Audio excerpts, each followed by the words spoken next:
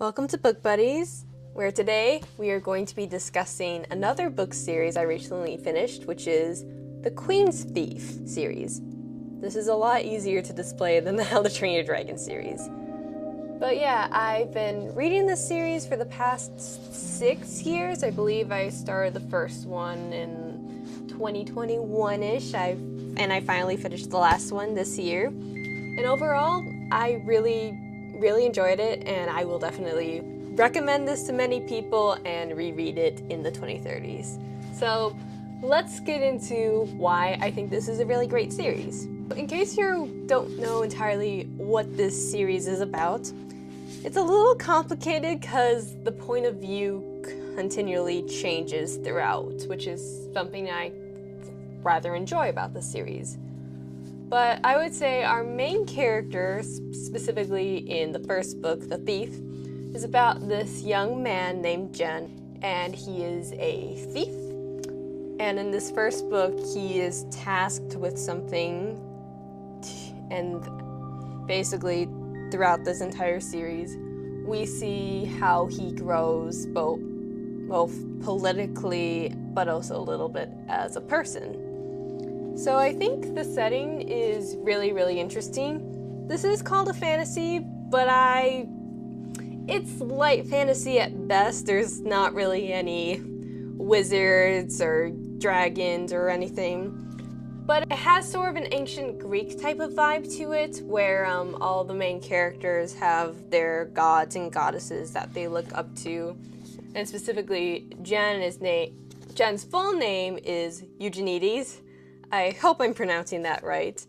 But Eugenides is the god of thievery. Let me double check. Okay. So Eugenides, which is Jen's namesake, is the god of thieves. And naturally, throughout this, we see kind of the effect of your name and also titles. And I think specifically seeing everybody's titles throughout this series was really cool. Specifically, we see a little bit about how each character starts, and then throughout the series, we see them grow politically. I won't go into too much detail because of spoilers, but I think that's a really interesting aspect. And also the series, even though there are several point of views throughout this series, we really see the consequences of the actions and plot line of the former book.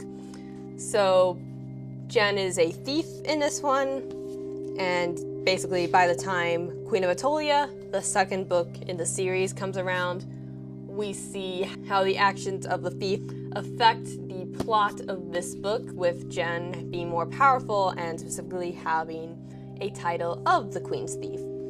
And then plenty of stuff happens. I won't go into too much detail again, but we really see how not just Jen and his friends and family are affected by this, but by how other people are affected by this. Specifically, in the King of Atolia, we have Kostis, and he is a guard, and we see how the effects of the Queen of Atolia affect him and how he sees the world. And in a way, it's kind of like a Shakespearean history. I'm reminded of, I believe it's the Henry Quintet. I'll put the real name of it somewhere, but specifically there are 4 plays that kind of go together when it comes to King Henry IV. So you have Richard II, which is about his cousin, and in that story, Henry IV overturns him, and then in Henry IV Part 1 and 2, we see specifically how Henry is doing, but we also see how Henry's son Hal is doing, and how other characters are specifically about how they are affected by Henry overthrowing his cousin Richard. And that's sort of what you get with this series. There's a lot of political drama, and it's always interesting. And all the characters, well, maybe some are a little bit more genuinely good or bad, but there's a strong sense of moral ambiguity. Specifically, Jen is not like the stereotypical hero at the start of The Thief. He's a thief, and he's actually in prison at the start. And Jen is notably not a Robin Hood type thief at all. He is not specifically robbing from very terrible people in order to help people. I would say he's stealing a little bit more for himself. In fact, he inherited the title of the thief from his mom. I will say one thing I don't love about each book kind of having a different style to it is oftentimes I grow attached to certain characters. Specifically, first book, entirely Jen's perspective, first person point of view.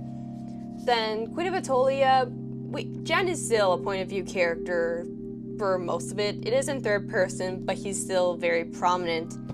And then we get to King of Atolia, where we have Costas, and I would say right now this is probably my least favorite of the series. I still really enjoy it, but by the time I started it, I had grown attached to Jen, and Jen is prominent, but he's more of a side character. We specifically see how Costas sees everything. And then, let's see. Then we have Conspiracy of Kings. Jen's a little bit more prominent. I don't know if he's a point of view character or not, but we follow Sophus, and I believe most of this is in third person, but a good chunk of the book we focus on Sophus and his adventures. And I actually quite enjoyed this one. I think this might be my favorite. So this one I don't really mind the shift in point of view. Thick as Thieves is sort of similar to King of Atolia. I enjoy it, but once again, I didn't like the characters as much, and I didn't really get to know them going in compared to some of the others. And I think it's most affected in, sadly, Return of the Thief. I like our main character, but I don't love it when a series has multiple point of view characters throughout it, and by the time the final book comes around, our main point of view character is one we don't really have much of a connection with. I wanted to see more of Jen, or even of Sophus, or Atolia, or even Edis. At the same time, though, there is something I really, really love about all the shifting protagonists, and it's specifically because a lot of them have sort of different political stances. Well, not political stances, but different titles and ranks. Specifically, we have at the start, Jen is kind of at the bottom, and then later on, he's higher up. And then we have captains of the guard who are kind of in the middle, and then we have Kamet, who is the main character of Thick as Thieves, who's a servant boy.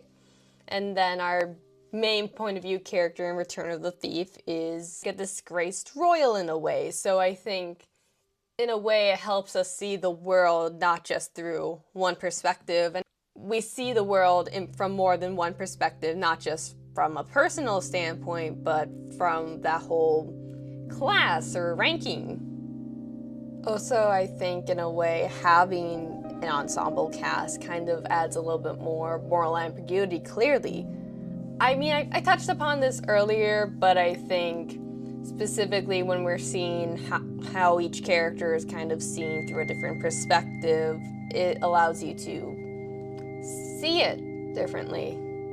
Overall, I really enjoy this series. I think the world, characters, and political intrigue make it stand out from a lot of books that I read. And I would definitely recommend it, especially if you primarily read young adult but want to get into more adult-like fiction and are more intrigued by the power rankings rather than specifically fantasy.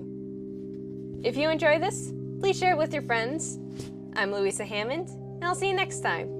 Also, I finally got a mic, so hopefully this video sounds better than my previous ones.